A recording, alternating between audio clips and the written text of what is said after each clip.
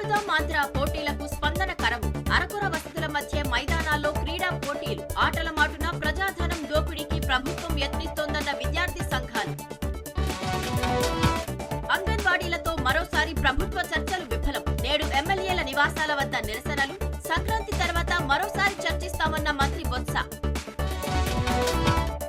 ఇవాళ ఏపీసీసీ నేతలతో అధిష్టానం భేటీ. ఢిల్లీ వెళ్లనున్న 30 మంది ముఖ్య నేతలు. అసెంబ్లీ, పార్లమెంటు ఎన్నికలు, పార్టీ బలోపేతంపై చర్చ.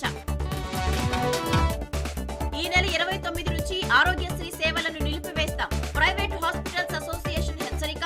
ఫీజుల చెల్లింపుల్లో జాప్యం. ప్యాకేజీ ధరలు పెంచకపోవడాన్ని నిరసిస్తూ నిర్ణయం.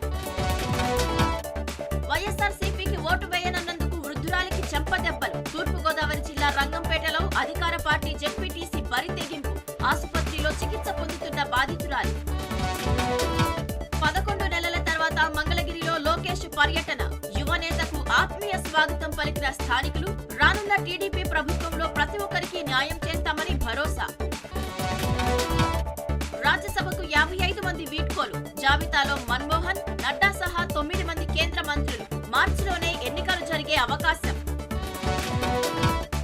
యూట్యూబ్ లో ప్రధాని మోదీ సెన్సేషన్. 2 కోట్ల సబ్స్క్రైబర్లతో అరుదైన రికార్డ్. ప్రపంచ నేతలందరిలో అగ్రస్థానం.